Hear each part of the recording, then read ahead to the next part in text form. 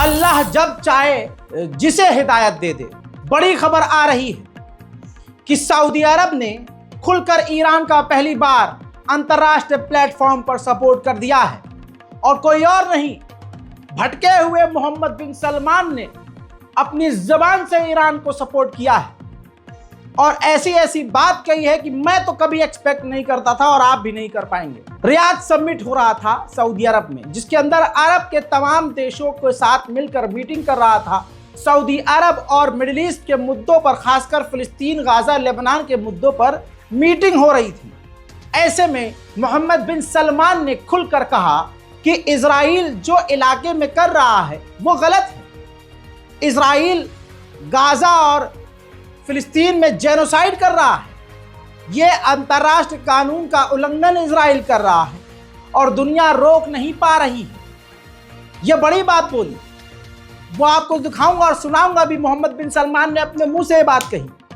उसके बाद मोहम्मद बिन सलमान ने ईरान के लिए खुलकर बोलते हुए कहा कि इजराइल को ईरान की अखंडता का सम्मान करना चाहिए और अगली वार्निंग देते हुए कहा कि ईरान की जमीन पर इजराइल हमला ना करे।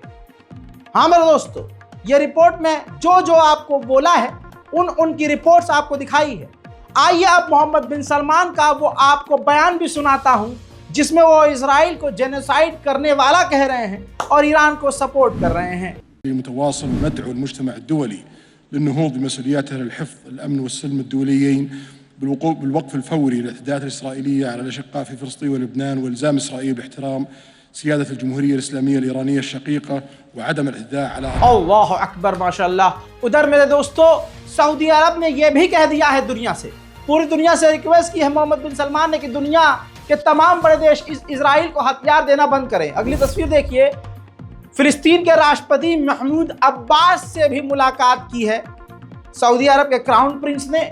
इस मीटिंग में खासकर ईरान के उपराष्ट्रपति भी मौजूद थे और ईरान के राष्ट्रपति पेज़ेश्कियान ने काफ़ी देर तक मोहम्मद बिन सलमान से फ़ोन पर भी बात की।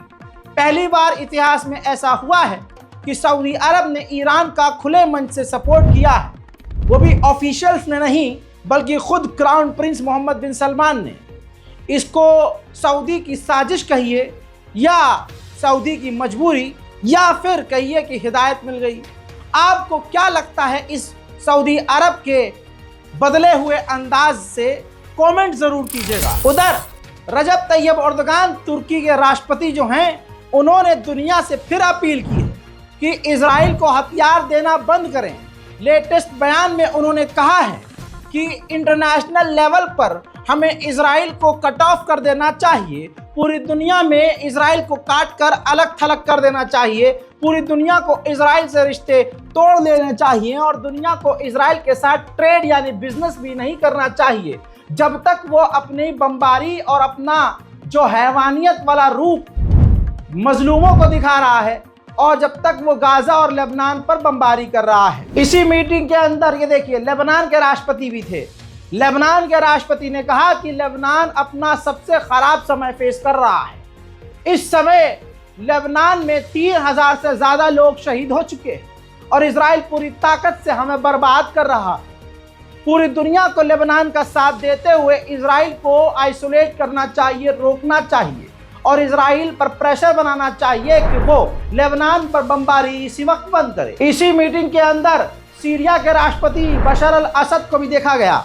सीरिया से काफ़ी सऊदी अरब दूर रहता था, लेकिन ये सऊदी अरब ने बड़ा दिल दिखाया है कि इस मीटिंग में सीरिया को भी जगह दी है। अब देखिए, सीरिया के राष्ट्रपति बशर अल असद ने कहा कि हम फेस कर रहे हैं एक ऐसे इंसान का, एक ऐसे मुल्क का जुल्म जो रेसिज्म पर यकीन करता है, जो रेसिस्ट है, जो सिर्फ कत्ल करता है, नाजी स्टाइल है। दुनिया को इसे रोकना चाहिए और हमें इसको पीछे खदेड़ना चाहिए। हजरात मोहतरम, अब आपकी शिकायत ये होगी कि रज़ा भाई 3 दिन से आप कहाँ थे?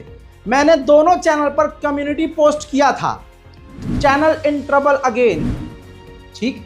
तो इसीलिए मैं आप लोगों से कहता हूँ कि अगर मैं किसी प्लेटफॉर्म पर आ रहा हूँ, इस चैनल पर आ रहा हूँ, रज़ाग्राफी पर आ रहा हूँ या रज़ाग्राफी सोशल पर आ रहा हूँ, ये चेहरा आपको जहां नजर आए और जिसको मैं कह दूं कि ये ऑफिशियल चैनल मेरा ही है, तो आप उसको सब्सक्राइब कीजिए, क्योंकि दुनिया सच देखना चाहे या ना चाहे, लेकिन एक ऐसी ताकत है जो नहीं चाहती है कि सच बोलने वाला सच बोले। आज के ज़माने में नंगे होकर लड़कियों का डांस करके फॉलोअर पाना आसान है। आज के ज़माने में गाली गलौज वाले वीडियो बनाकर, गंदे प्रैंक बनाकर, अपनी बीवी का जिस्म दिखाकर, अपनी बीवी के ऊपर प्रैंक करके, मेरी बीवी ने ये खाया, मेरे बाबू ने ये खाया, मैं बाबू के साथ ये करने जा रहा हूँ, आज गाइस बाबू के साथ ये करेंगे, अपनी बीवी के साथ। अब तो पहले के ज़माने में शीशे के सामने कपड़े बदले जाते थे, अब कैमरे के सामने अपनी पत्नी के साथ मैचिंग के नाम पर, ट्विनिंग करने के नाम पर चड्डी से लेकर बनियान तक और उसके ऊपर की चीज़ें पहनती हुई दिखाई जाती है, जिसे ट्रांजिशंस कहते हैं। ऐसा कमा कर लोग BMW और पता नहीं क्या क्या ले लेते हैं, महल ले लेते हैं, माँ बाप चुप भी रहते हैं। बात हिंदू मुसलमान की नहीं, बात समाज की है। दुनिया ये देखे कि एक साफ सुथरा कंटेंट बनाने वाले को, सच बोलने वाले को ये प्लेटफॉर्म खुद पीछे ढकेलता है, और अपनी पत्नी, अपनी बेटियों को नंगा करके दिखाने वाले को, गाली गलौज करके सो कॉल्ड फनी कंटेंट बनाने को YouTube और इस तरह के सोशल मीडिया प्रमोट करते हैं। जनता इसी को एक्सेप्ट करती है और सच बोलने वालों को पीछे ढकेलती है।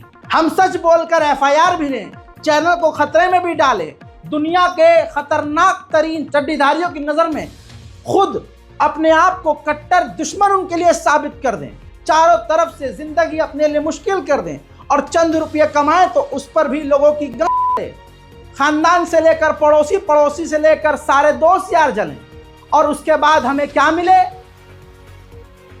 कुछ ना मिले। मिला है तो थोड़ा प्यार। तो हमारे लिए और हम जैसों के लिए आसान है कि हम नंगे हो जाएं, हम भी 4-4 लौंडियों के साथ कमर हिलाएं, ना उस पर कोई FIR है, ना इंस्टाग्राम ना YouTube हमें मना करेगा, बल्कि वो हमारे कंटेंट को खुद प्रमोट करेगा। ना यहाँ की टेंशन, ना यहाँ की टेंशन, ना जेल की टेंशन, ना कोर्ट की टेंशन, ना कचहरी की टेंशन, कुछ टेंशन ही नहीं। इसके बावजूद अगर मैं आपके सामने रुका हूं तो यकीन कीजिए इसमें मेरा कोई कमाल नहीं है, इसमें कमाल परवरदिगार का है, इसमें कमाल आपका है कि आपकी मोहब्बत ने मुझे यहाँ खड़ा किया हुआ है, इसमें कमाल परवरदिगार का है कि अल्लाह इस ज़बान से काम ले रहा है। अब बस आपको अपना ही काम करना है। क्या ही करना है? चैनल को सब्सक्राइब करना है। और मेरा ये तीसरा जो चैनल है रज़ा कराफी सोशल, आज ऐलान कर रहा हूँ, मैंने ये सोशल जो थर्ड प्लेटफॉर्म था बनाया इसलिए था कि इस पर हम हर तरह का कंटेंट डालेंगे, लेकिन बुरा समय जब आएगा, जब दोनों चैनल पर हमारे प्रॉब्लम होगी, तो खबर नहीं रुकेगी। मैं खबर फिर इस पर डालूंगा, चाहे वो नेशनल, इंटरनेशनल, ब्रेकिंग न्यूज़ हो। इस तीसरे चैनल को भी आप सब्सक्राइब कर लीजिए। फिर से कहूँगा, साथ दीजिए। मैं कभी अपनी मुसीबत अभी भी आपसे नहीं बताऊंगा कि मुसीबत क्या थी। मैं अपनी मुसीबत आपसे शेयर नहीं करता। मैं मुसीबत सिर्फ और सिर्फ मुसल्ले पर अपने परवरदिगार से शेयर करता हूँ। खुशियाँ आपसे शेयर करता हूँ। तकलीफ मुझे शेयर करने में आपसे कोई इंटरेस्ट नहीं है, लेकिन बस यही कहूँगा, साथ दीजिए। जब तक जिंदा हूँ, जब तक ये ज़बान चल रही है, इंशाअल्लाह अल्लाह ने चाहा तो हक बयान करती रहेगी। जय हिंद।